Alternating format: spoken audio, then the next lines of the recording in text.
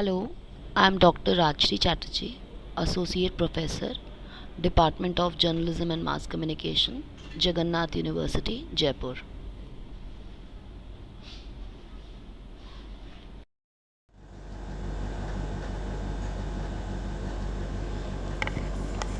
Hello everyone. Today I am going to discuss about forms of ethical theories. For individuals, the ethical theories they employ for decision making guidance emphasizes aspects of ethical dilemma important to them and leads them to the most ethically correct resolution. According to the guidelines within the ethical theory itself, four broad categories of ethical theory include deontology, utilitarianism, rights, and virtues. Let's start with the very first theory, deontology. The deontological class of ethical theories state that people should adhere to their obligations and duties when engaged in decision making, when ethics are in play. This means that a person will follow his or her obligation to start individual or society because upholding one's duty is what is considered ethically correct.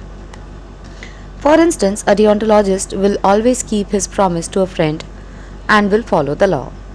A person who adheres to deontological theory will produce consistent decisions since they will be based on individuals' set duties.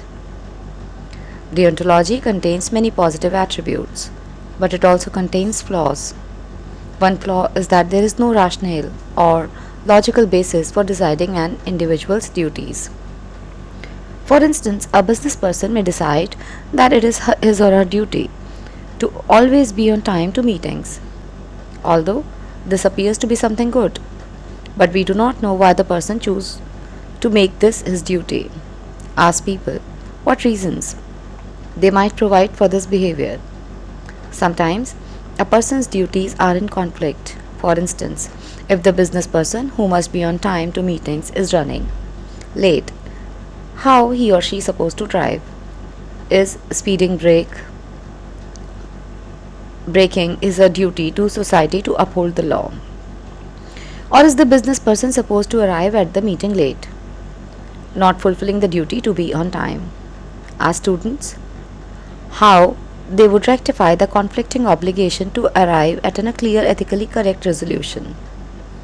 Also, ask students to bring into play the consideration of the welfare of others as a result of the business person's decision.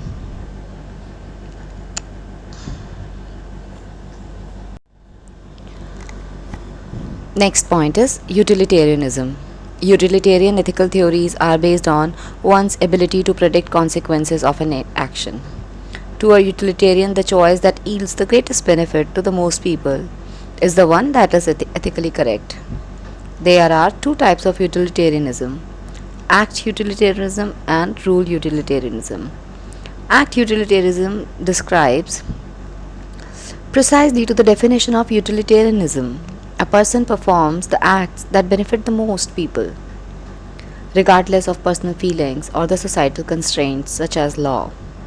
Rule utilitarianism takes into account the law is concerned with fairness. A rule utilitarian seeks to benefit the most people, but through the fairest and most just means available.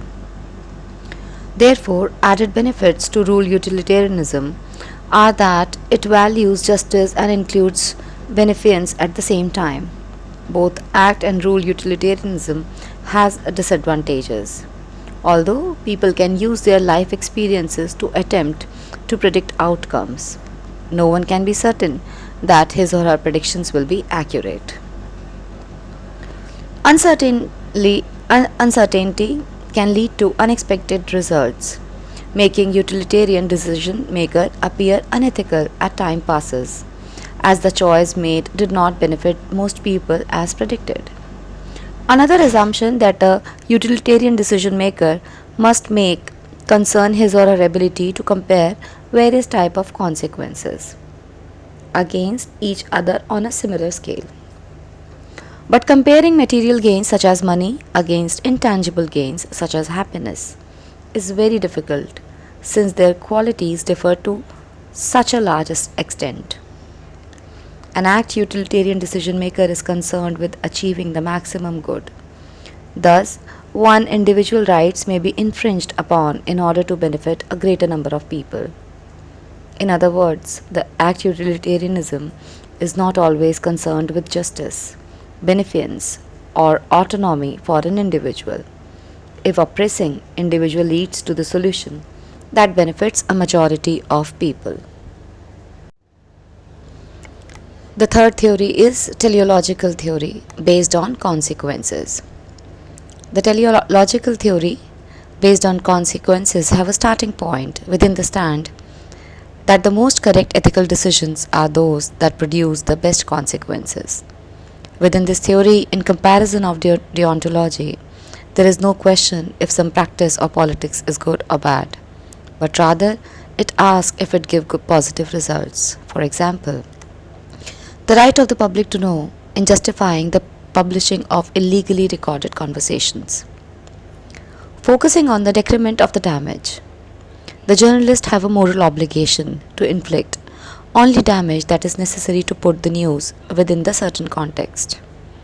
This theory is more flexible from the theories based on duties and have a bigger broadness within the proposing of the solution in difficult situations.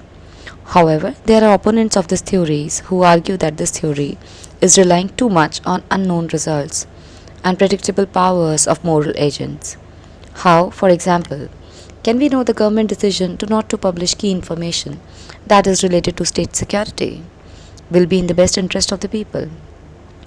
Another admonition in this theory is that it does not take into consideration of special obligations towards individual or small groups that might be in conflict with our moral duties towards the society as a whole.